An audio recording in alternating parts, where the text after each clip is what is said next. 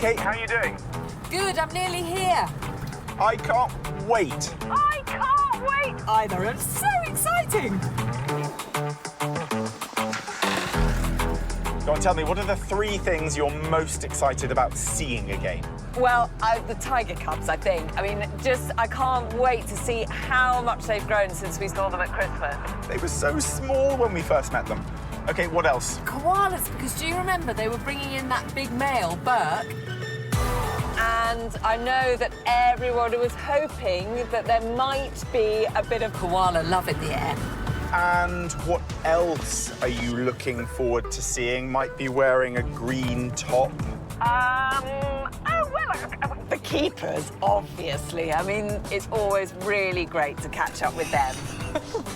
Yeah, I can't wait to see you too, Kate. See you in a bit.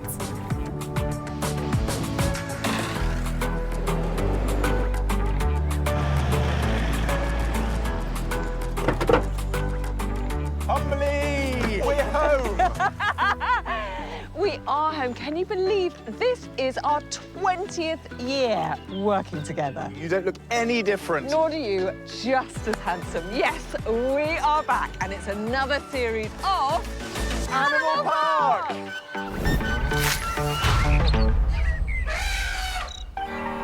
Coming up today. In a first for the park, baby armadillos are due any moment. Could walk in tomorrow morning and find that she's couched up in the corner with a tiny little armadillo, or 3. There's an emotional reunion with the tiger cubs. Imagine what it's been like 12 weeks without seeing them. Who's going to cry first? Oh, it's not me. Oh, my goodness. And a little pygmy goat keeps making a run for it. He causes all sorts of troubles, really, but the main one is we just can't keep him in. Ah, so he's an escapee.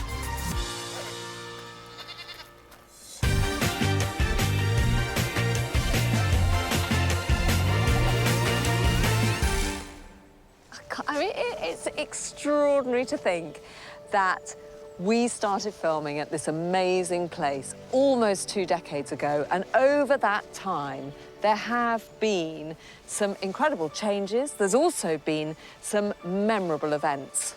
And none quite as dramatic as the events that unfolded this spring that threatened the very existence of the park. After a very merry Christmas at the park, How's your back, folks? Yeah, we're just about managing.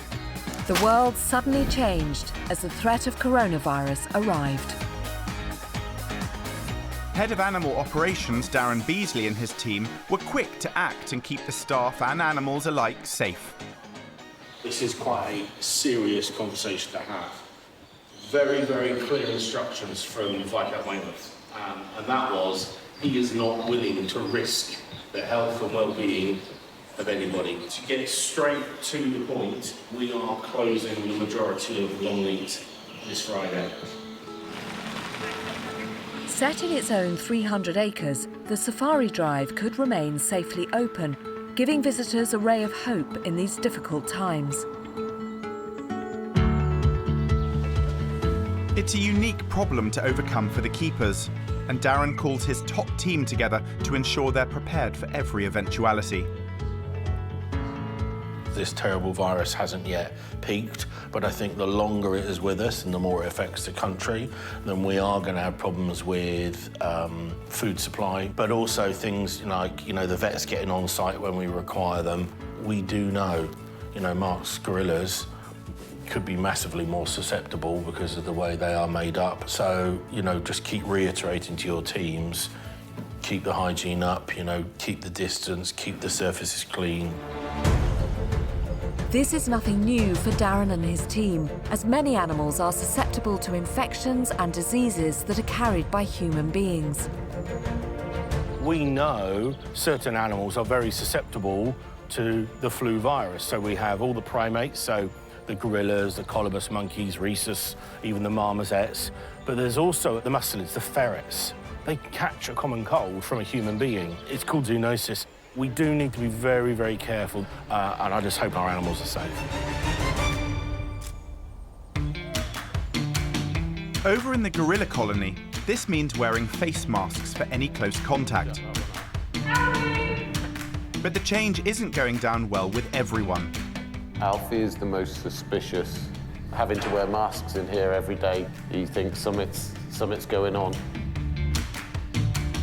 But soon the attraction of refreshment is too much to resist. To minimise the risks, the gorillas and all the vulnerable animals need to be kept away from the public. Longleat House, home to the Thin family for over 400 years, has seen countless threats to its existence. Seolin, who's in charge today, is determined life should carry on while it's safe to do so. We're doing the best we can. We're providing really the only version of Longleat we can. With the safari open, hopes are high the expected guests will appear. It's an unprecedented situation we're in, so we know what our pre-book number is, but we simply have no idea what sort of number of people will be showing up. So this is an experiment. It's all hands on deck. Even duty manager Graham is turning his hand to crowd control.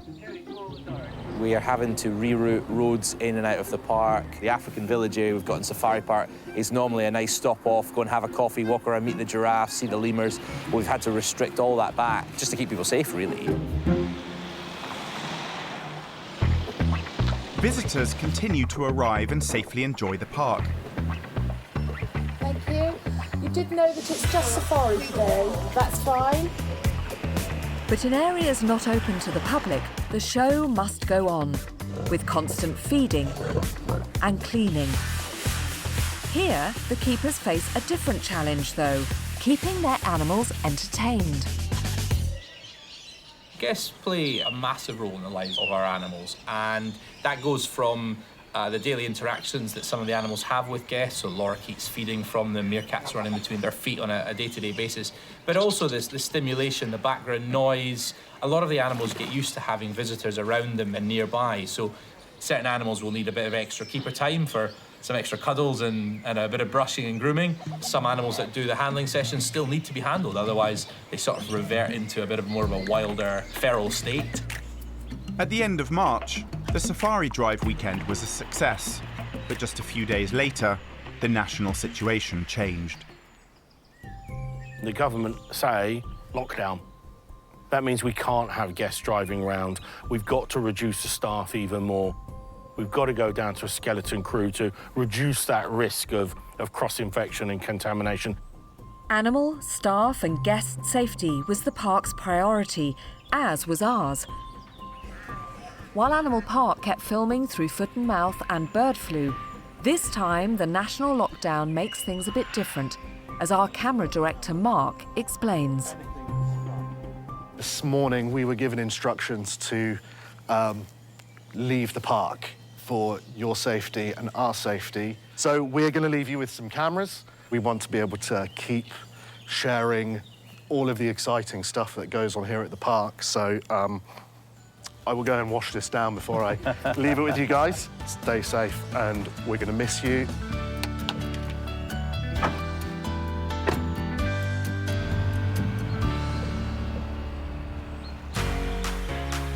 This is one of the longest times the park's been shut to the public since it opened its doors in 1966. But there's still plenty going on here, and the keepers have been trying to carry on with business as usual. I'm filming, yes.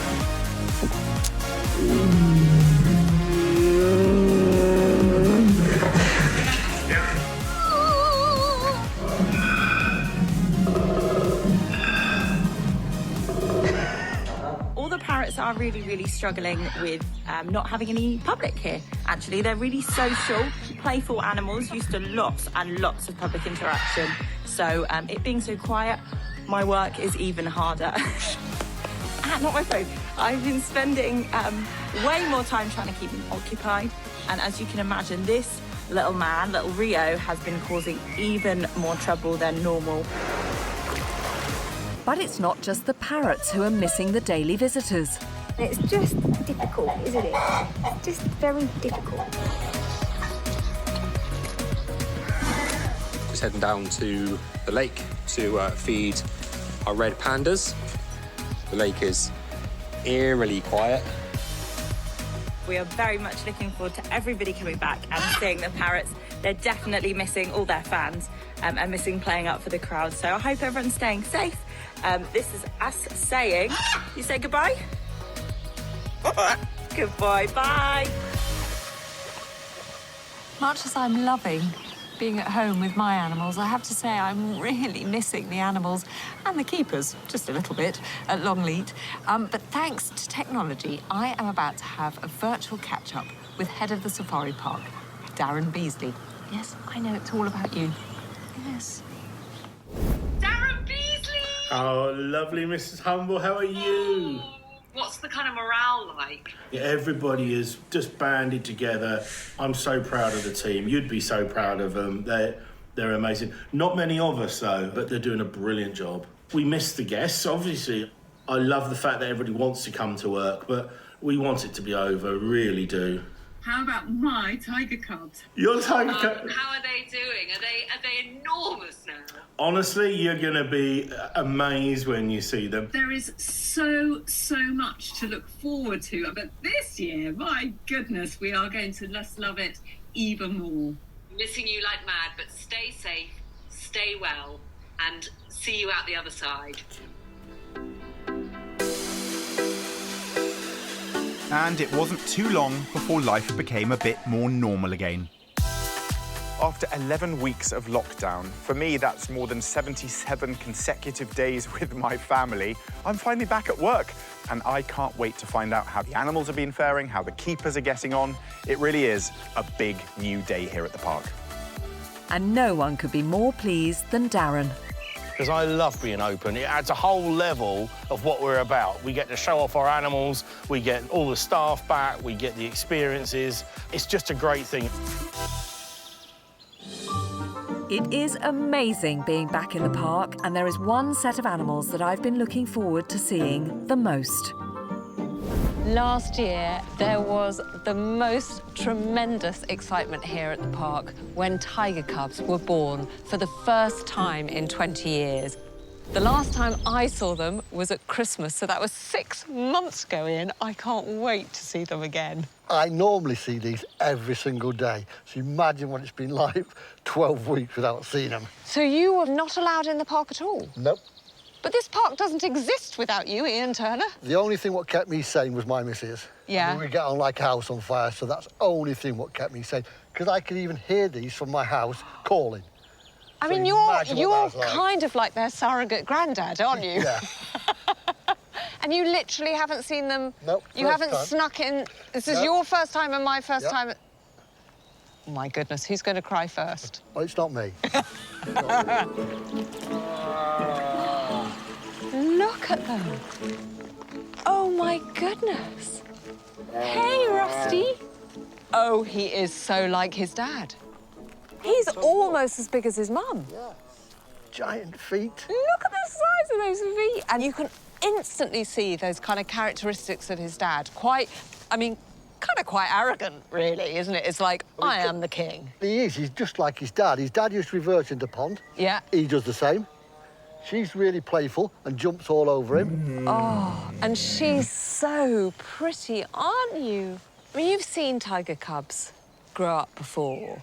What is it that's so special about them? Or is it these two that are particularly special? I think these two are special, A, because we've got a pair. Yeah. So they've got a playmate, and they're so playful. They're jumping all over the place.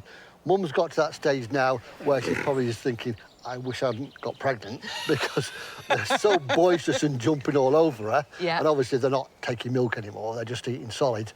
But they are just, and like you say, Rusty is just a mini red. He really is. So you say that they're on solids now, because when I saw them at Christmas, obviously, they were still suckling and they were still, you know, they were kind of spaniel-sized, and now they're definitely not spaniel-sized. So when did they stop taking milk from her? What sort of age would they I think they were about 3 months old. As little as that? Yeah. Gosh, that's But extraordinary. they grow so big and so fast. Yeah, I mean, the only thing that still kind of marks them out really as being the youngsters is they've still got that slightly shaggy kind of baby coat, haven't they? They haven't got the smooth, sleek coat of the adults. Do you think, because they were born here And because they've had the same people around them, do you think they have a slightly different reaction to you and to Caleb and to Amy than Yana and Red, just because, you know, they've only ever known those people? I think they definitely recognise. Yeah. And maybe I'm wrong and I'm just clinging on to something a bit special where I think they might quite like me. But they do tend to come over and they chuffle loads when they come near. Yeah, they make that, go on, you do. I love that noise. Yeah.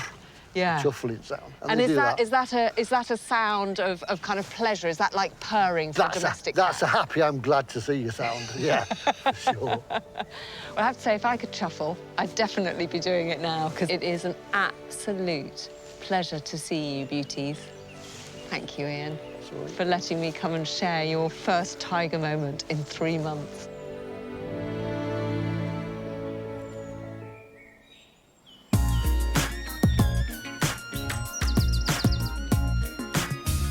In the bright, hot days of summer, the park is awash with life and love. But sadly, not everyone's getting a piece of the action. Hello, you. Here you go then, lunchtime. Come on. Keeper Kim's checking in on one of Animal Park's biggest personalities, 6-banded armadillo Preston, who's been separated from his mate. It's the food you want to be interested in, not me. I know we took your girlfriend away, didn't we? Sorry. He's slightly over-amorous, shall we say, to our boots and shoes and things, but that's only because, obviously, he's all of a sudden had his girlfriend whipped away from him. Get off me trousers. Lonely old Preston's missing the love of his life, Polly. And who could blame him? Because no one's worked harder than this boy to nab himself a mate. Last year, he absolutely piled on the pounds. 7.4. So we'd like him to lose roughly about 1 kilogram. There was hard work and a little help from Kate. This is workout day. Are you ready, Preston? 3, 2, 1, go! At the moment, he's in no danger of breaking any records. Whee! But would he lose enough to make Slimmer of the Year and charm Polly?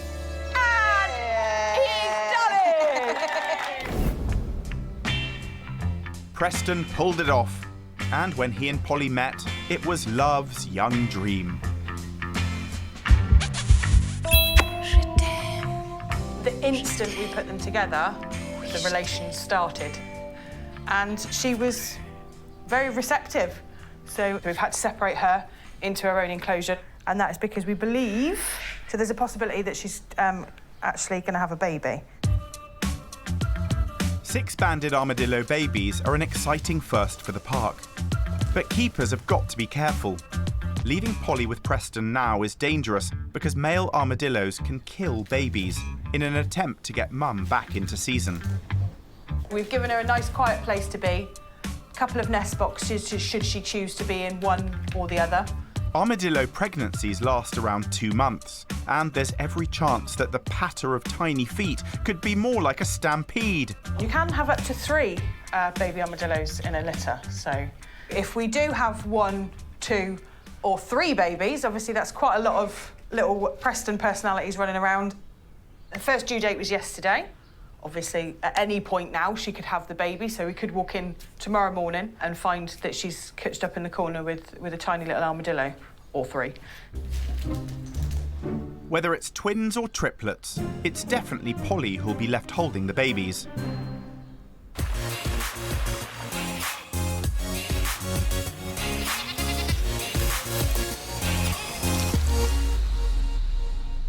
It's not just Ben and I who are excited to be back in the park, so is Jean.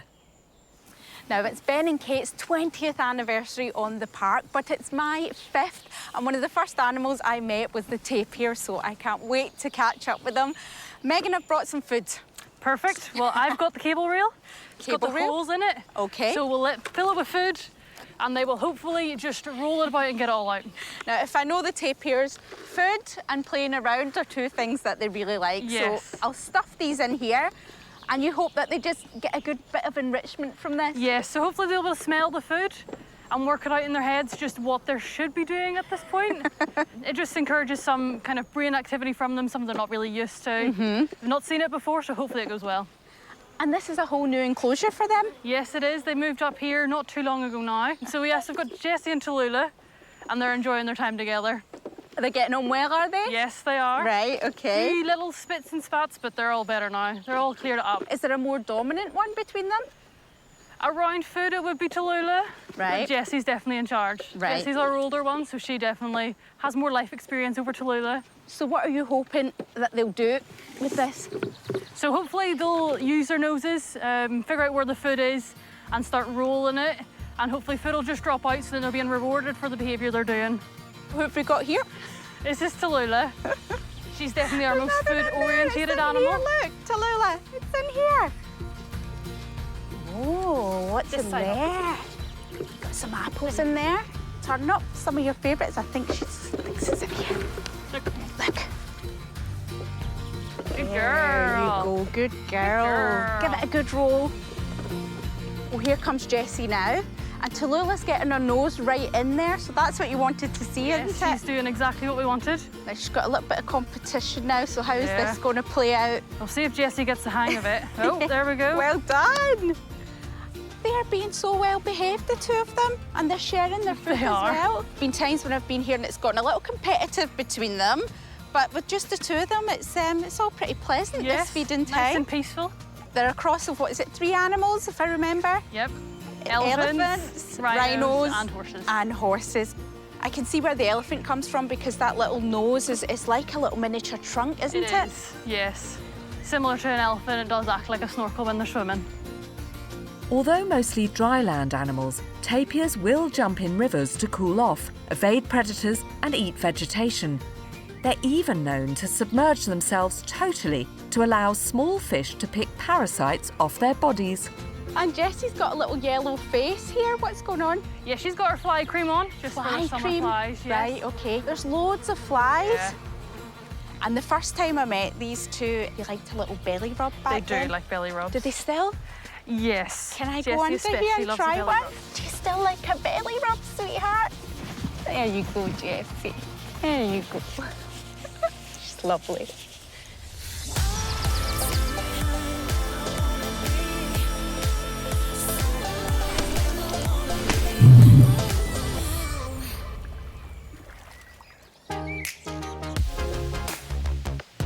Earlier in the show, keepers were expecting pregnant armadillo Polly to give birth at any moment. 3 months on, and we have the patter of tiny claws. So the strict fitness regime for Preston paid off, as keeper Sam explains. He went through a bit of a health kick, a bit of a regime, and it seems to have paid off. Yeah. He lost the weight, got the girl, and is now a proud dad. That's absolutely fantastic. When the pups were first born, there was a real danger Polly would reject her newborns if the keepers interfered. But a couple of weeks later, when the keepers were dropping off food for Polly, they discreetly recorded some footage on their phones, which they can share with us now. Stand by for an incredible first for me and the park. Baby armadillos. Sam! Aren't they gorgeous? Oh my goodness, do you know what sex they are? And we think we've got 2 little boys. Right, so 2 little Prestons. Luckily, it's quite obvious with armadillos. You can tell quite easily. Yeah. And it almost looks like they have got that sort of scaly shell. They do. Of course, it is a lot softer to allow them to be born. Yeah. But within the sort of first few days, it does start hardening up relatively quickly to keep them safe, of course. Oh, this is amazing. They're very active for newborns, aren't they? Aren't they? But you can't, I don't think you can quite see, but the eyes are still closed at this stage. Right. Being nocturnal, eyesight isn't as important. So they're much more relying on sense of smell and touch. Yeah. So the eyes are kind of the last thing to open. So when they were born, size-wise, sort of thumb size? Yeah, maybe slightly larger, but not far off that. Oh, my goodness, that is just gorgeous. I don't know if you can quite... Oh, look at her, she's carrying one. So she carries them by the leg. It doesn't look very kind at all, but obviously with that shell, she can't grab them behind the neck. Of course. In the same way. I just never expected them to do that. I know. Armadillos don't actually have any enamel on their teeth, so their teeth are really soft. So she is actually quite softly carrying them, even though it looks like she's grabbing them and dragging them around. You have to feed them quite relatively soft food because they don't have a good bite. And have you seen them feed? I mean, presumably she's got teats underneath on her belly, has she? Yes, she does. I think it's important for us to remember that they are, of course, mammals. A lot of people get confused about that. Absolutely. I was very lucky to occasionally see her sort of on her back with babies on her, which is very cute. She'll literally lie on her back, will she? And they then find her tummy. Yeah, they'll crawl all over her and, yeah, they'll sort themselves out quite well. And is 2 a sort of normal litter size for an armadillo? Yes, so it's generally between 1 and 3. OK. So 2 is kind of bang on. So you've got the perfect average. I think 3 maybe would have been quite a lot for her to handle. Yes. These 2 look like handful enough. She does. I mean, she's working jolly hard, isn't she? Will Preston have anything to do with them, even as they grow up? I don't think so, unfortunately. In the wild, they would have mated and he would go. Yeah. It's not romantic, off he goes. Yeah. How long will they be dependent on her? They're fully grown at about 9 months old, but they do start eating solid food at about 4 weeks. So it's quite quick. Very quick. But we'll probably leave them with Mum until they move on to other collections in the future. Right, brilliant. Congratulations. Thank you very much. Congratulations, Preston and Polly. Absolutely.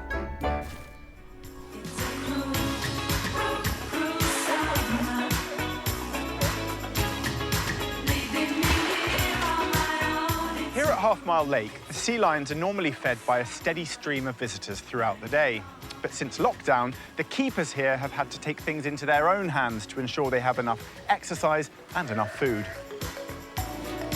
These last few months, life at the lake has been pretty quiet for our 6 sea lions. So I'm helping keeper Matt ensure they get a good workout and keep their tummies full. We've had to adjust how we feed the sea lions a little bit. We'll still give them the morning and evening feed as we always have.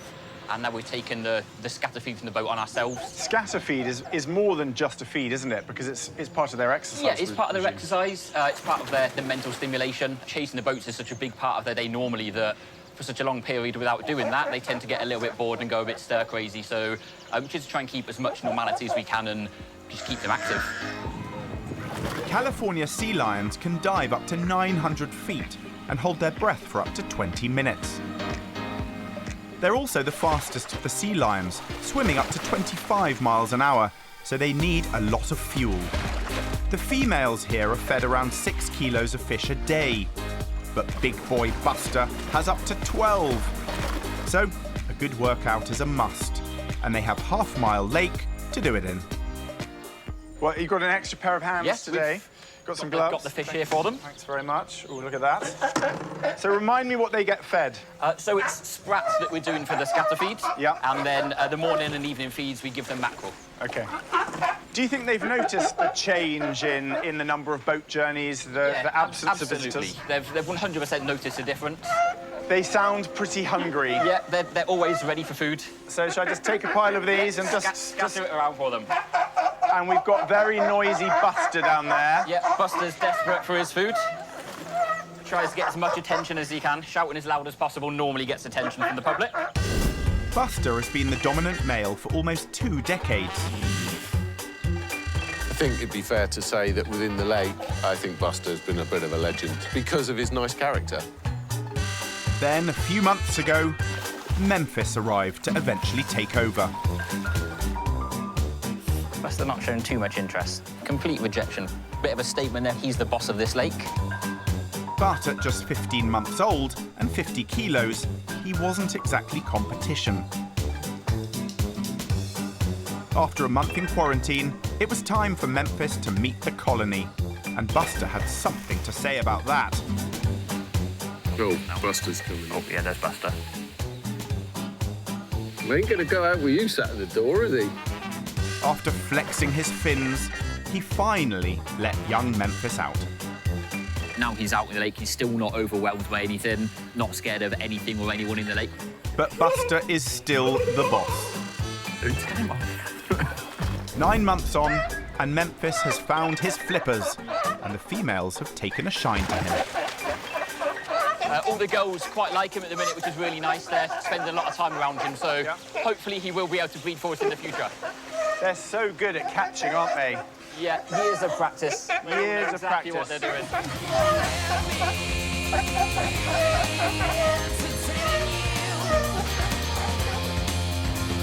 And they all have their own unique style when it comes to feeding. I love the patting the water there.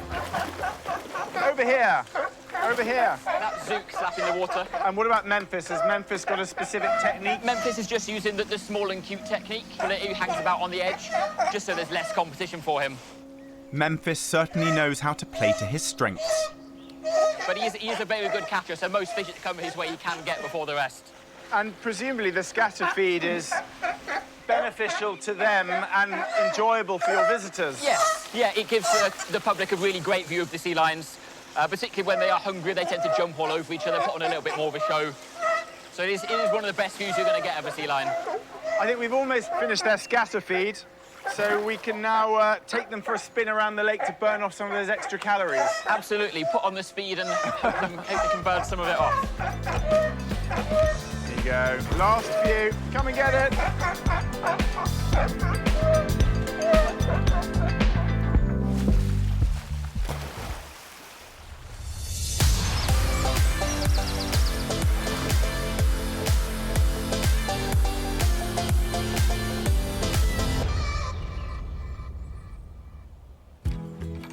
Hey, Gemma.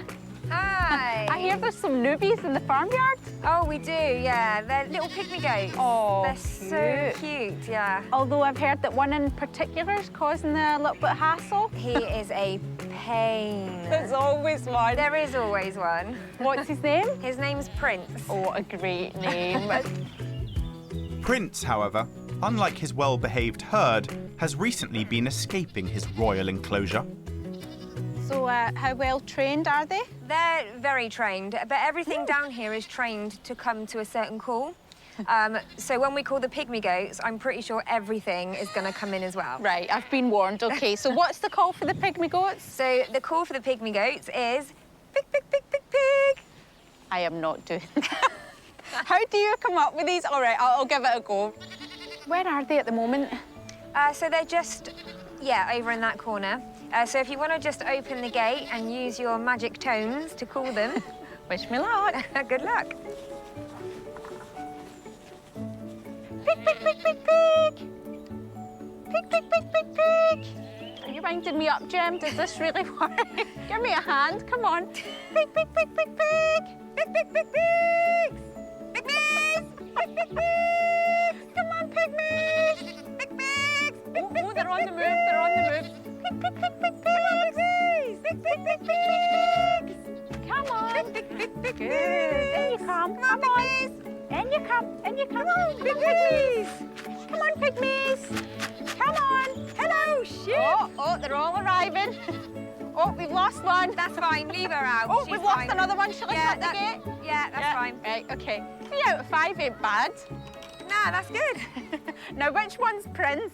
So Prince is the black one with the big horns. Oh, he and is actually, really this is his cute. mum.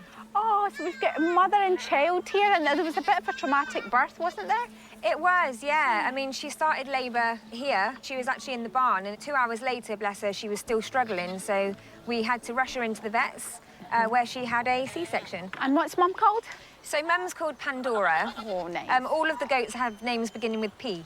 Lovely. And how's she recovered from the cesarean section? Oh, she's done amazingly. I mean, it was quite nerve-wracking to start with because, you know, her whole side was stitched and we had to make sure that Prince wasn't rubbing himself on it and, you know, but she's done phenomenally. She's great. And how's little Prince getting on? Oh, Prince is such a character. He's so naughty. What trouble's he been causing? Well, he causes all sorts of troubles, really, but the main one is we just can't keep him in. Ah, so he's an escapee. He is an escapee, and it's really frustrating because, obviously, we want to have them in one place overnight, and you just can't. He disappears. So how's he getting out? Well, he's somehow fitting through the fence. which is crazy because he's about the same size as his mum. Yeah. And she doesn't get out. So I don't quite know. But it's the blink of an eye. You just turn around and he's gone. So you've got a bit of a mystery on your hand. Yeah. If I know you guys, you'll work it out and stop them escaping eventually. And it's always good to get them this close because this is when you can give them a good health check and look over them. Yes, And what kind of things are you looking out for with him? So with him at the moment, we just check over his eyes, his horns as well, just to make sure that they're growing nicely and growing properly, his hooves, and just his general condition. His weight mainly, but I mean, he's not got a problem with that. I mean, he looks absolutely gorgeous, and it's so good to see that mum and child are well and thriving. Now, if you can just keep him in, we'll be happy. Yeah, we would. Oh, Gemma, look. Yeah, there he goes. Mystery solved, but how is he fitting through that space? I honestly don't know because he's chubby. He's a chubby goat. He looks about the same size as mum, but mum wouldn't be able to get through that. Well, as you can see, they're wanting to go out, but they can just get their heads through. They can't get their tummies through, so I have no idea.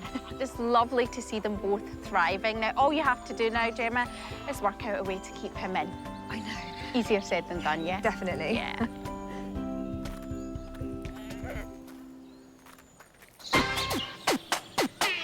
In the early days after birth, armadillo mums are extremely defensive around their young, striking out at any possible threat.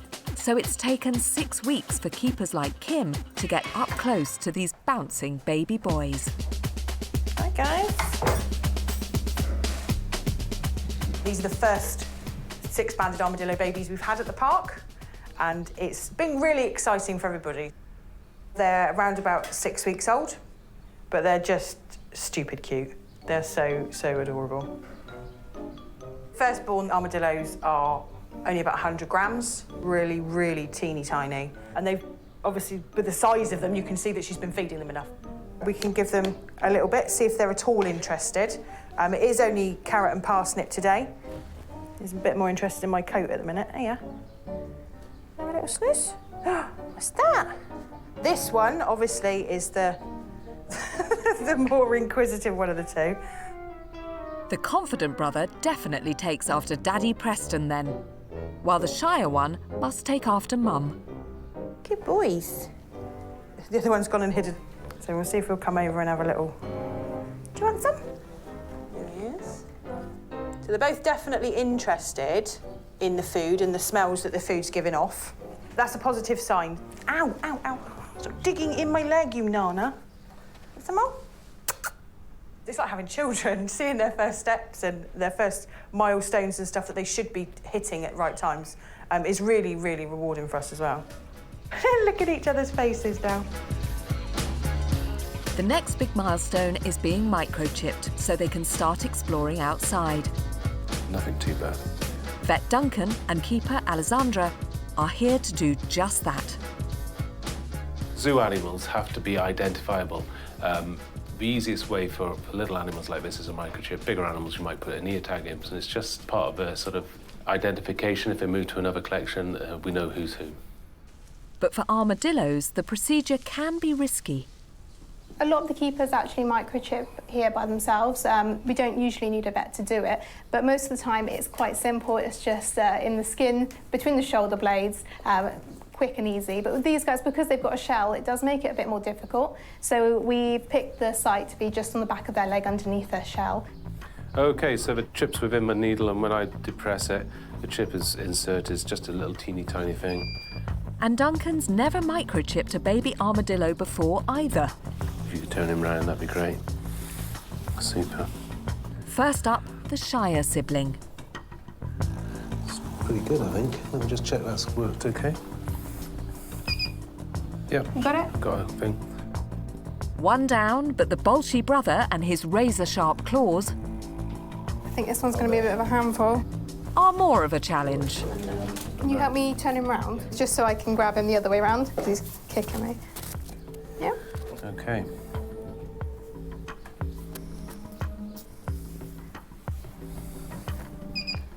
Perfect. That's worked. Perfect. Right, you ready to go back down? He's good. There Thank you go.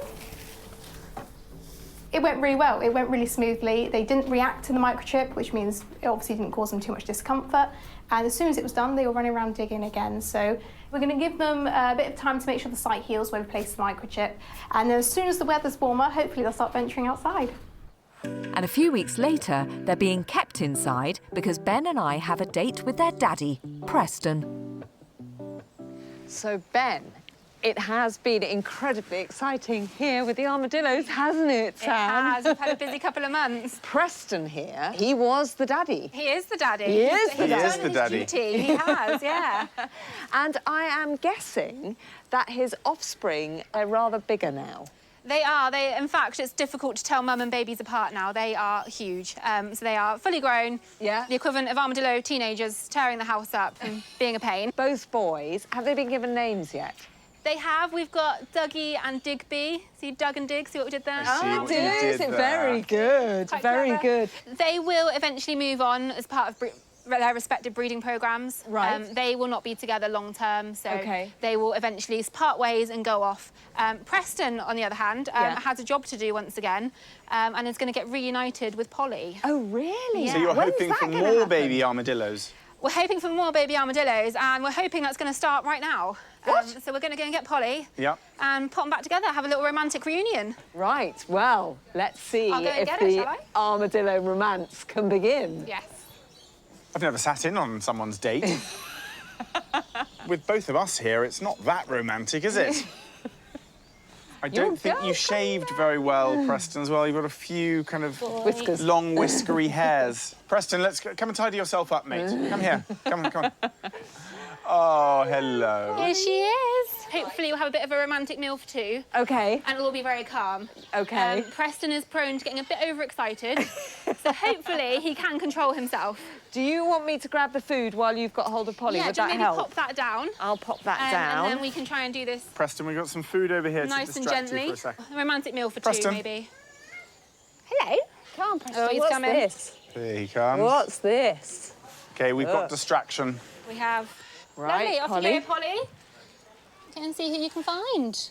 Now, you see, that, to me, is typical Preston. He's got a beautiful girl just behind him, and he's far more interested in sweet potato. Food is just always going to win out with Preston. You've been stood up, Preston. Well, I think we should leave them to it. That's all we've got time for on today's programme. But here's what's coming up on the next Animal Park. Now. Yuki, the tiger cub, suffers a life-threatening injury. She had this big flap of skin hanging down. Good enough, there's vessels and stuff in there. You can splosh a bit of water over the top of her. It's time to wake up the park's tortoises. So I can see the bottom of her shell. Okay. Kim, I would say, is like my tortoise guru. And Jean has a spa date with a rhino. I see you've made them so relaxed, look.